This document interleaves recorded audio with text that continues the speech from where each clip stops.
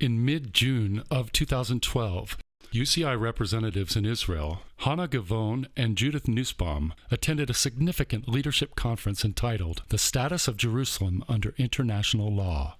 Dr. Jacques Gauthier was a featured speaker at the conference, and just outside, UCI Representative Chana Gavon took time to speak with Jeff Daube, Director of the Israel Office of the Zionist Organization of America.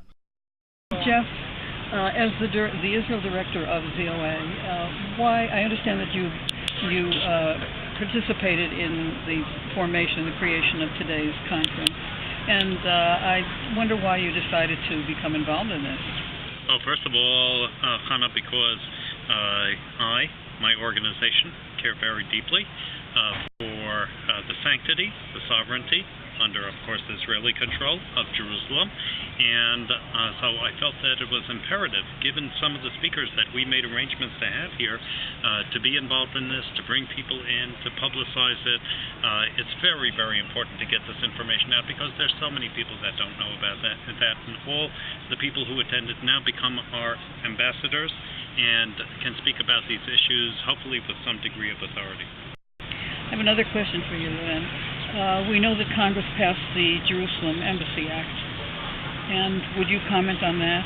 Also, the President's the waiver that was put in. I will be glad to, Chana, because back in 1994, when I had gotten started, passed in the U.S. Senate and the Congress, and we did get that bill through, and it called for the construction, the establishment of the U.S. Embassy in Jerusalem no later than May 31st, 1999. Of course, the problem is that that bill, at the last moment, on the insistence of President Clinton, included a presidential waiver.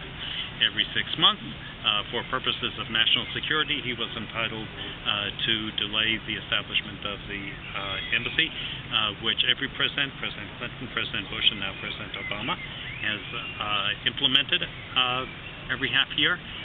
Now there's an additional problem, Chana, that I should tell you about, and that is that there was a boilerplate waiver built into it, but now President Obama has chosen to take out one of the sentences from that boilerplate waiver, that being a sentence, if I may paraphrase, to the effect that at the first possible opportunity we shall endeavor to establish the embassy in Jerusalem, and that is no longer in there.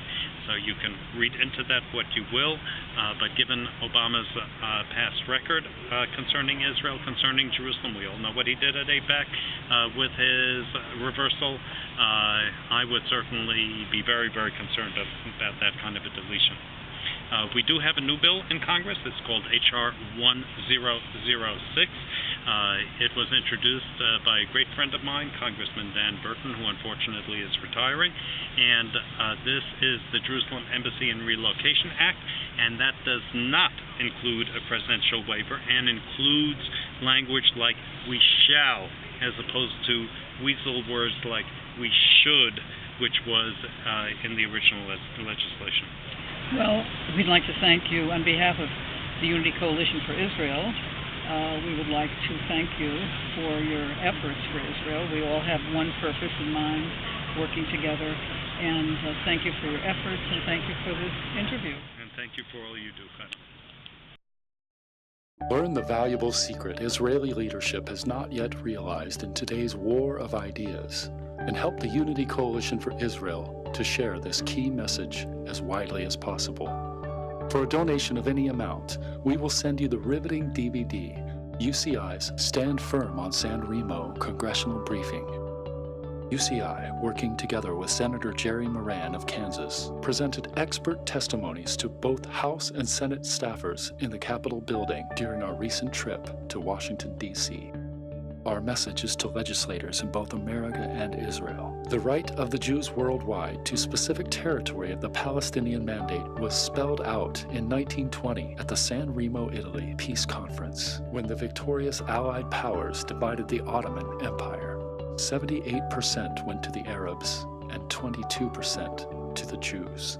Learn the actual historical facts which enable Israel to stand firm on San Remo.